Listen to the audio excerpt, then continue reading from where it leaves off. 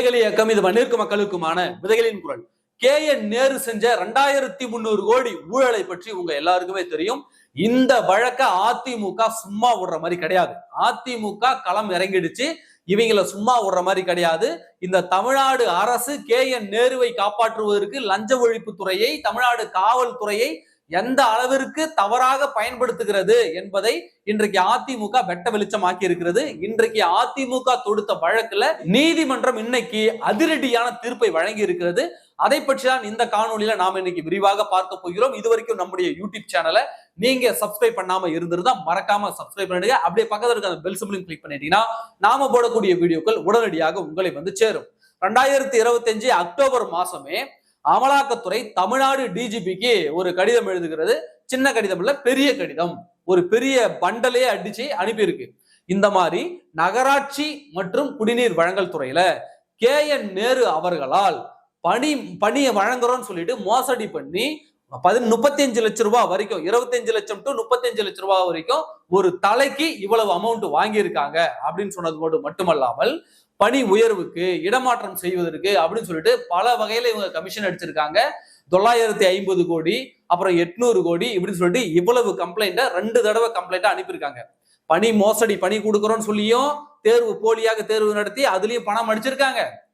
இடம் டிரான்ஸ்பர் பண்றதுக்கும் பணத்தை அடிச்சிருக்காங்க அப்படின்னு சொல்லிட்டு அமலாக்கத்துறை ஆதாரத்தோடு தமிழ்நாடு டிஜிபிக்கு அனுப்புது. ஆனால் தமிழ்நாடு டிஜிபிக்கு திடீரான நெஞ்சு வலி வந்து அவர் போயிட்டாரு. அப்புறமா பொறுப்பு டிஜிபி வந்தாரு, அவரும் காலம் கடத்துறாரு. அப்புறமா நீதிமன்றத்துக்கு போறாங்க. நீதிமன்றம் உத்தரவிட்டதன் பேர்ல அப்புறமா என்ன பண்றாங்கன்னா இவங்க தமிழ்நாடு லஞ்ச ஒழிப்பு துறைக்கு அதை மாத்துறாங்க. இதை விசாரிச்சு வழக்கு பதிவு பண்ணுங்கன்னு சொல்லிட்டு அப்புறமா தான் தமிழ்நாடு டிஜிபி லஞ்ச ஒழிப்பு துறைக்கு அனுப்புறாங்க. லஞ்ச ஒழிப்புத்துறை என்ன பண்ணுது அப்படின்னாக்க, நாங்க வழக்க நேரடியா பதிவு பண்ண மாட்டோம், நாங்க பிரிமினரி விசாரணை நடத்துவோம், அதாவது முதற்கட்ட விசாரணையை நாங்க நடத்துவோம். இந்த வழக்கு பதிவு செய்வதற்கு தகுதியானது தானு முதற்கட்ட விசாரணையை நடத்த சொல்லிட்டு அவங்க காலம் தாழ்த்த ஆரம்பிச்சாங்க. அப்ப இது என்னன்னாக்க, MK ஸ்டாலின் கீழே இயங்குது காவல்துறை, MK ஸ்டாலின் கீழே இயங்குது லஞ்ச ஒழிப்புத்துறை. அப்ப இவர்கள் எப்படி MK ஸ்டாலினுக்கு நெருக்கமான அண்ணன் தம்பி போல பழகக்கூடிய ஒரு மேல நடவடிக்கை எடுப்பாங்க? அப்பதான் அதிமுக என்ன பண்ணுதுனாக்க, சென்னை உயர்நீதிமன்றத்துல ஒரு வழக்கு போடுது. இந்த மாதிரி அமலாக்கத்துறை கடிதம் எழுதி 4-5 மாதங்கள் ஆகிறது, இன்றைக்கு வரைக்கும் அவர் மீது வழக்கு பதிவு பண்ணாம இந்த தமிழ்நாடு காவல்துறை MK ஸ்டாலின் அரசு காப்பாற்றி வருகிறது அப்படின்னு சொல்லிட்டு இன்பதுரை அண்ணன் அவர்கள் வந்து வழக்கு போடுறாங்க.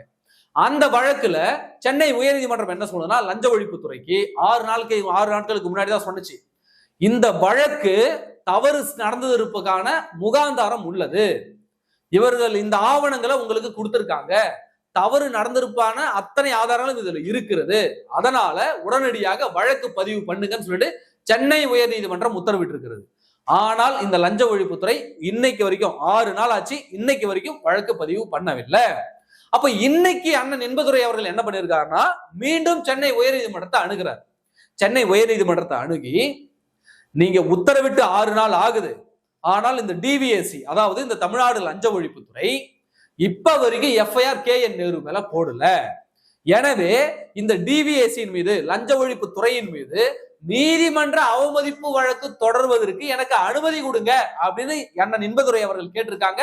இன்னைக்கு சென்னை உயர்நீதிமன்றம் அதற்கு அனுமதி அளித்திருக்கிறது. அப்போ இந்த தமிழ்நாடு லஞ்ச ஒழிப்பு துறையின் மீது நீதிமன்ற அவமதிப்பு வரப்போகுது. இப்ப போய் நீதிமன்றத்துல போயிட்டு கை கட்டி பதில் சொல்லுங்க. நீதிமன்றம் உத்தரவிட்டு இருக்கிறது. தொடர்ச்சியாக இவர்கள் நீதிமன்ற உத்தரவை மீறி வருகிறார்கள். இந்த திமுகவினர் எல்லா விஷயத்திலுமே, குறிப்பா திருப்பரங்குன்ற விஷயத்துல மீறினாங்க. அதன் பிறகு இப்ப KN நேரு கிட்டயும் இப்ப மோதிக்கிட்டு இருக்காங்க. நீதிமன்றம் தெளிவாக சொல்கிறது, அமலாக்கத்துறை நேரடியாக இவர் மீது வழக்கு பதிவு செஞ்சு நடவடிக்கை எடுக்க முடியாது. அமலாக்கத்துறை என்ன பண்ணுது, மொத்த ஆதாரையும் திரட்டி காவல்துறையிட்ட கொடுக்குது. காவல்துறை என்ன பண்ணுது, லஞ்ச ஒழிப்புத்துறையிட்ட கொடுக்குது. லஞ்ச ஒழிப்புத்துறை என்ன பண்ணுது, நான் விசாரிக்க மாட்டேன், நான் முதற்கட்ட விசாரணையை நடத்தி முடிச்சுட்டு தான் FIR போடுவேன் அப்படின்னு காலம் தாழ்த்துது என்றால் அதற்கு ஒரே ஒரு காரணம், KN நேருவை காப்பாற்றணும். ஒரே ஒரு FIR போடட்டும் KN நேரு மேல.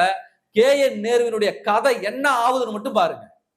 அப்போ இவங்களுக்கு நல்லா தெரியுது, தமிழ்நாடு அரசுக்கு ஒரு FIR போட்டுட்டா முடிஞ்சிடுச்சு, KN நேருடைய சோழி முடிஞ்சிடுச்சு, தூக்கிட்டு போய் உள்ள வச்சு குமுறிடுவானுங்க அப்படின்னு நல்லா தெரிஞ்சதால் தான் எப்படியெல்லாம் காப்பாத்தலாம் அப்படின்னு சொல்லிட்டு இன்றைக்கு எல்லா வழிகளையும் பின்பற்றுகிறார்கள். இன்றைக்கு நீதிமன்ற அவமதிப்பு வழக்கு பதிய சொல்லிட்டாங்க. போடுங்க, நீங்க வழக்கு போடுங்க, நாங்க பாத்துக்கிறோம்னு நீதிமன்றம் இன்னைக்கு சொல்லியிருக்கு. அப்ப நீதிமன்ற அவமதிப்பு வழக்கு போட்டா இப்ப லஞ்ச ஒழிப்புத்துறை போயிட்டு இதனுடைய அதிகாரி, உயர் அதிகாரி போயிட்டு இப்ப நீதிமன்றத்துக்கு முன்னாடி கையை கட்டி நிக்கணும். நின்று எதற்காக நாங்க வழக்கு பதிவு பண்ணல, ஏன் எஃப்ஐஆர் போடலன்னு இவர் விளக்க உரை கொடுக்கணும். இப்ப இந்த நிலைமைக்கு ஆளாக்கிட்டாங்களா லஞ்ச ஒழிப்புத்துறைய? அப்போ ஒரு சுதந்திரமாக செயல்பட வேண்டிய ஒரு அமைப்பை இந்த மு.க. ஸ்டாலின் அரசு எப்படி தங்களுடைய கட்டுப்பாட்டில் வைத்து நசுக்குகிறது என்பதற்கு இதெல்லாம் உதாரணம். தமிழ்நாடு முழுக்க எதற்காக திமுக தப்பு பண்ணா அவன் மேல கேஸ் போடுறதுன்னு இப்ப தெரியுதுங்களா? போட்டா முதல்வர் கோச்சுக்குவாரு. அதனாலதான் திமுக காரனே கள்ளசாராயம் காட்சி விற்கிறான், திமுக காரனே போதை மருந்து கடத்துறான், இந்த தமிழ்நாடு சீரழிக்கிறான் அப்படின்னு. அதற்கு காரணம் இவங்க திமுக காரன் மீது நடவடிக்கை எடுக்காதது. ஆனால் அதிமுக ஆட்சியில் அப்படி கிடையாது. தப்பு செஞ்சவன் எவனா இருந்தாலும் எந்த கட்சியா இருந்தாலும் உடனடி நடவடிக்கை அதிமுக ஆட்சியில் எடுக்கப்பட்டிருக்கிறது. அதற்கு கடந்த கால உதாரணங்களும் இருக்கிறது. அப்ப திமுக சாதாரண திமுக கிளைக்கழக உறுப்பினர்ல இருந்து அமைச்சர்ல இருந்து அவன் கட்சிக்காரன் எவன் என்ன தப்பு பண்ணாலும் அதை மூடி மறைக்கிறதுக்கு திமுக முழு அதிகாரத்தையும் பயன்படுத்துது. இந்த உதாரணத்துக்கு நேத்து ஒரு சம்பவம், ஒசூர்ல திமுக மாநில பொதுக்குழு உறுப்பினருடைய மகன் 19 வயசு தான் ஆகுது, காரு ஏத்தி 4 பேர் கொண்ட ஒரு குடும்பத்தையே காரு ஏத்தி அதுல ஒருத்தவர் செத்துட்டாரு, 3 பேர் சீரியஸா ஹாஸ்பிட்டல் அட்மிட் ஆயிருக்காங்க. ஆனா அந்த கார் ஏத்தனவன் திமுக காரன்னு சொல்வதற்கு இந்த தமிழக ஊடகங்கள் தயாராக இல்லை. எல்லாத்தையும் மூடி மறைக்குது. காவல்துறையினர் அங்க சுத்தி இருந்த வீடியோ எடுத்தவங்க இந்த சம்பவத்தை, இந்த சண்டை கார் ஊட்டி ஏத்துற சம்பவத்தை வீடியோ எடுத்தவங்க அத்தனை பேருடைய போனையும் வாங்கி காவல்துறை அத்தனுடைய போன்ல இருந்து அந்த வீடியோ ஆதாரங்களை டெலீட் பண்ணுது. தப்பி தவறி 2 வீடியோ வெளியே வந்ததால இன்னைக்கு அப்படி ஒரு சம்பவம் நடந்தது தமிழ்நாடு மக்களுக்கு நேற்று தெரிஞ்சது. அப்ப கூட திமுக காரன்றதை மறைச்சிட்டானுங்க நிறைய ஊடகங்கள். மர்ம நபர், பக்கத்து தெருவில் வசிக்கக்கூடியவர், கல்லூரி படிக்கும் இளைஞர், இப்படி செய்தியை போட்டு மறைச்சிட்டானுங்க. அப்போ சாதாரண தொண்டனில் இருந்து உயர் அமைச்சர் வரைக்கும் இன்றைக்கு அத்தனை பேர் எவன் என்ன குற்றம் செய்தாலும் அவனை காப்பாற்றுவதற்கு இந்த திமுக தயங்கியதை கிடையாது. அப்போ அமலாக்கத்துறை ஆதாரத்தை கொடுத்துருச்சு, நீதிமன்றம் செருப்பால அடிச்சிருச்சு. அப்பவும் இந்த அரசுக்கு புத்தி வரலாம். என்னதான் பண்றது? நேரடியாக இந்த வழக்குல மு.க. ஸ்டாலினும் உதயநிதி ஸ்டாலினும் மாட்டுகிறார்கள். அதனாலதான் இவ்வளவு மெனக்கிடுறாங்க. இப்படி அதனாலதான் இது இவ்வளவு மெனக்கிடுறாங்க. செந்தில் பாலாஜி வழக்குல கூட சுத்தி வளைச்சி வந்துதான் உதயநிதி ஸ்டாலின் வந்துச்சு. ஆனா இந்த விவகாரத்துல நேரடியாக மு.க. ஸ்டாலின் மாட்டுகிறார். இங்க பாருங்க, இடி கொடுத்த 258 பக்கம் 258 பக்கம் கொண்ட ரிப்போர்ட் டாக்குமெண்ட் இதுதான். இந்தாங்க நல்லா பாத்துங்க, இடி கொடுத்த டாக்குமெண்ட் இதுதான் 238 பக்கம். இதுல 7வது பக்கத்துல எடுத்த உடனே மு.க. ஸ்டாலின் தான் மாற்றுறாரு. 7வது பக்கத்துல நான் அந்த ஸ்கிரீன்ஷாட் போடுறேன் பாருங்க. 7வது பக்கத்துல அந்த கவி பிரசாத்னு ஒருத்தவன், அவன் போன்ல இருந்து தான் எல்லாத்தையும் ரெக்கவர் பண்றாங்க. அவன் கூட மு.க. ஸ்டாலின் புகைப்படம் எடுத்திருக்கிறார். மு.க. ஸ்டாலின் கூட புகைப்படம் எடுத்தது மட்டுமல்லாமல் சாட்டும் இருக்கு. அவங்க சாட் பண்ணது, வாட்ஸ்அப்ல சாட் பண்ணதும் இருக்கு. அதே கவி பிரசாத் என்ற அந்த குற்றவாளி, அதாவது இந்த முறைகேட்டுல நடந்த இந்த குற்றவாளி, இவர் தான் டீல் பண்றது, பணத்தெல்லாம் டீல் பண்ணி ஹவாலா முறையில மாத்திர வேலையை பார்க்கறது இந்த கவி பிரசாத் தான்.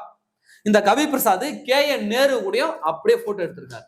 இந்த 2 பேருடைய போட்டோஸும் இந்த அறிக்கையில அப்படியே வெளியா இருக்கு. அதையும் நான் போடுறேன் பாருங்க. அதுல அவரோட சாட்ல பாருங்க, சாட் ஹிஸ்டரி, வாட்ஸ்அப்போட சாட்டை வந்து கொடுத்துருக்கு. வாட்ஸ்அப்போட சாட் எத்தனாவது பக்கத்துல இருந்தாக்க 8வது பக்கத்துல, அந்த 258 பக்கத்துல 8வது பக்கத்துல அவங்களுடைய வாட்ஸ்அப் சாட் இருக்கு. அதையும் நான் போடுறேன் பாருங்க. அதுல என்ன சேவ் பண்ணி வச்சிருக்காருன்னா, அந்த கவி பிரசாத் ஜெகன் மேயர் ஃப்ரெண்டு அப்படின்னு போட்டு சேவ் பண்ணி வச்சிருக்காரு. ஐ ஹாவ் சம் ஒர்க் அப்படின்னு வந்து இவர் கவி பிரசாத் போடுறாரு. அதுக்கு வந்து ஜெகன் மேயர் ஃப்ரெண்ட் என்ன சொல்றாருன்னா, ஓகே சார், அடுத்து sir I am reached in 10 minutes அப்படின்னு போடுறாரு. அடுத்து வந்து இவரு இந்த கவி பிரசாத் என்ன டெக்ஸ்ட் போடுறாருன்னா, அண்ணா one emergency come to CM office with our minister அண்ணா அண்ட் ரவி அண்ணா அப்படின்னு போடுறாரு. அதாவது மினிஸ்டர் KN நேரு கூடயும் ரவி கூடயும் இந்த ஆஃபீஸ்க்கு, சிஎம் ஆஃபீஸ்க்கு வாங்க, மு.க. ஸ்டாலின் ஆஃபீஸ்க்குன்னு போடுறாரு. வில் ஃபினிஷ் அண்ட் கம், முடிச்சிட்டு வாங்க அப்படின்னு போடுறான். Suddenly got call by SS அப்படின்னு போடுறாங்க. அடுத்து வந்து சோ ரஷிங் ஹேர் அப்படின்னு போடுறாரு. ப்ளீஸ் டெல் சார் அப்படின்னு போடுறாரு. இதுல நிறைய டெக்ஸ்ட் டெலீட்டும் பண்ணி வச்சிருக்காங்க. இப்படியாக மு.க. ஸ்டாலினுடன் இந்த குற்றவாளிகள் புகைப்படம் எடுத்தது மட்டுமல்லாமல் அது தொடர்பாக இவர்கள் பேசிய அந்த வாட்ஸ்அப் சாட் முதற்கொண்டு இதுல நிறைய ஆதாரங்கள் குவிஞ்சு கிடக்கு. இப்படி இந்த 258 பக்கத்தையும் ஒவ்வொரு பக்கமா பிரிச்சு பார்த்தா நேரடியாக மு.க. ஸ்டாலின் குடும்பத்திற்கும் இந்த KN நேரு கொள்ளை அடிச்ச இந்த பணத்திற்கும் நேரடி தொடர்பு இருக்கிறது. இது ஒரே வருஷத்துல மட்டும் இது நடந்தது. ஒரு வருஷத்துல ஒரு பகுதியில மட்டும், ஒரு விஷயத்துல மட்டும், இந்த டெண்டர் செட் பண்றது, பணி நியமனங்கள் பண்றதுல மட்டும் இந்த முறைகேடு நடந்திருக்கு. அப்ப இந்த ஒரு துறையில பொருட்கள் கொள்முதல் பண்றது, இது போன்ற விஷயங்கள்லாம் எவ்வளவு கொள்ளடிச்சிருப்பானுங்க அப்படின்னு பாருங்க. அப்ப நேரடியாக ஸ்டாலின் மாட்டுகிறார். அதனாலதான் தமிழ்நாடு காவல்துறை, தமிழ்நாடு லஞ்ச ஒழிப்புத்துறை என தமிழ்நாடு அரசியந்திரம் அத்தனையும் இதை மூடி மறைக்க, காப்பாற்றுவதற்கு இவ்வளவு வேலைகளை, இவ்வளவு தாமதங்களை பண்ணிக்கிட்டு இருக்காங்க. அப்போ இவ்வளவு ஆதாரம் இருக்கும் போதே இவர்கள் வெக்கம் இல்லாமல் இந்த ஆட்டம் போடுறாங்கன்னா, ஆதாரம் இல்லாமல் இவர்கள் எவ்வளவு கொள்ளை அடித்திருப்பார்கள் மட்டும் கற்பனை பண்ணி பாருங்க. ஒரு துறையில மட்டும், ஒரே ஒரு விஷயத்துல மட்டும் 2300 கோடி இவனுங்க சம்பாதிச்சிருக்கானுங்கன்னா, தமிழ்நாட்டில் இருக்கக்கூடிய அத்தனை துறையிலும், அத்தனை டெண்டர்களிலும் எத்தனை ஆயிரம், எத்தனை லட்சம் கோடிகள் இவர்கள் கொள்ளையடிச்சிருப்பாங்க.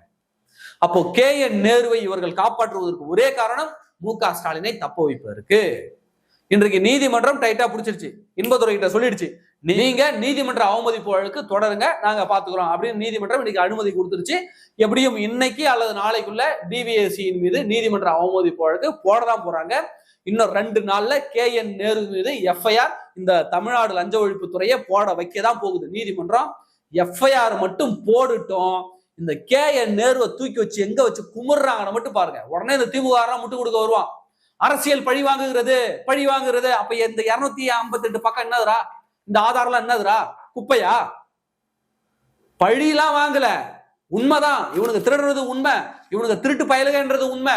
உடனே அரசியல் பழிவாங்கல் இவனுங்க கம்பு சுத்துவானுங்க. தமிழ்நாடு மக்களே நம்பாதீங்க. இப்படியாக ஒவ்வொரு அமைச்சர் மீதும் 1000 குற்றச்சாட்டு இருக்கிறது. இவனுங்க திருடி தின்ற பணம், இவனுங்க சொத்து சேர்க்கிற பணம் அத்தனையுமே நம்மளுடைய வரி பணம். நம்ம தமிழ்நாடு மக்களுடைய தாலி அறுத்த பணம் என்பதை தமிழ்நாடு மக்கள் தெரிந்து கொள்ளுங்க, தமிழ்நாடு மக்கள் புரிந்து கொள்ளுங்க. இவனுங்க கரண்ட் பில் ஏத்துறானுங்கன்னா அது திமுக காரனுக்கும் சேர்த்துதான். இவனுங்க சொத்து வரி ஏத்துறானுங்கன்னா அது திமுக வீட்டு பெண்களுக்கும் அவங்களுக்கும் சேர்த்துதான். இவனுங்க கேஸ் பில்லுல ஏத்துறானுங்கன்னா அது திமுக வீட்டு பெண்களுக்கும் திமுக வீட்டினருக்கும் சேர்த்துதான். 1000 ரூபாய் கொடுத்துட்டு 5000 புடிக்கிட்டு இருக்கானுங்க. இதை இந்த தமிழ்நாடு மக்கள் உணர்ந்து கொள்ள வேண்டும். எனவே KN நேருவின் மீது இன்னும் 2 தினங்கள்ல FIR விழதான் போகுது. சிறையில கம்பி என்னதான் போறாரு KN நேரு அவர்களே, நீங்கள் தயாராக இருந்து கொள்ளுங்க. அது மட்டும் இல்லாமல் KN நேரு கிட்ட தேர்தல் செலவுக்காக குடியா அப்படின்னு சொல்லிட்டு திமுகவினுடைய தலைமை கொடுத்து வச்ச பணம் அத்தனையுமே திரும்ப இப்ப வாங்கிக்கிட்டு இருக்கு. முக்கால்வாசி பணத்தை ரெக்கவர் பண்ணிட்டாங்க KN நேரு. எப்படி KN நேருவை காப்பாற்ற முடியாது, பலி கொடுக்க வேண்டிய சூழல் வந்துருச்சுன்னு இந்த திமுகவுக்கு நல்லா தெரிஞ்சிருச்சு. அதனால தேர்தல் செலவுக்கான பணம் இவங்கள்ட்ட கொடுத்து வச்சிருந்தது, இவர் கொள்ளையடிச்சு வச்சதெல்லாம் திமுக தலைமை முக்கால்வாசி பணத்தை மீட்டு பல்வேறு இடங்களுக்கு பிரிச்சு அனுப்பிடுச்சு. இப்போ KN நேரு வீட்டுல போய் நீங்க சர்ச் பண்ணினாலோ, KN ஆபீஸ்ல போயிட்டு நீங்க சர்ச் பண்ணினாலோ ₹1 கூட கிடைக்காது. எல்லாத்தையும் எங்கெங்க சேஃப்டி பண்ணணுமோ எல்லாத்தையும் KN நேரு அவர்கள் சேஃப்டி பண்ணிட்டாரு. திமுக தலைமை பணத்தை எல்லாம் பிரிச்சு கொடுத்துருச்சு. KN நேருவை உள்ள வச்சு பிரிக்க போறாங்க, அது மட்டும் நல்லா தெரியுது. ஆனால் இவர் ஒன்றும் உத்தமன் காந்தி கிடையாது, இவரும் திருட்டு பையதான். 1ஆம் நம்பர் திருட்டு பையல சிறையில தூக்கிட்டு போய் வச்சாங்க. தமிழ்நாடு மக்களே சிம்பத்தின்ற பேர்லாம் வந்துடாதீங்க. இந்த மாதிரி திருட்டு பயலுக உங்களுடைய எதிர்காலத்திலையும் உங்களுடைய பிள்ளைகளுடைய எதிர்காலத்தையும் கொள்ளையடிக்கக்கூடியவர்கள். இன்றைக்கு தரமற்ற கல்வி இங்க இருக்குது, இங்க எல்லா விலைவாசி உயர்ந்து இருக்குதுன்னா அதற்கு திமுக மட்டும்தான் காரணம். இன்றைக்கு பள்ளி குழந்தைகள் வரைக்கும் கஞ்சா பழக்கம் உட்பட அத்தனை போதை பழக்கங்களும் போயிடுச்சு. மாணவர்கள் சீர்கெட்டு திரிகிறார்கள் என்றால் அதற்கு முழுக்க இந்த திமுக ஆட்சி மட்டும்தான் காரணம் என்பதை இந்த தமிழ்நாடு மக்கள் சிந்திக்கணும். நன்றி.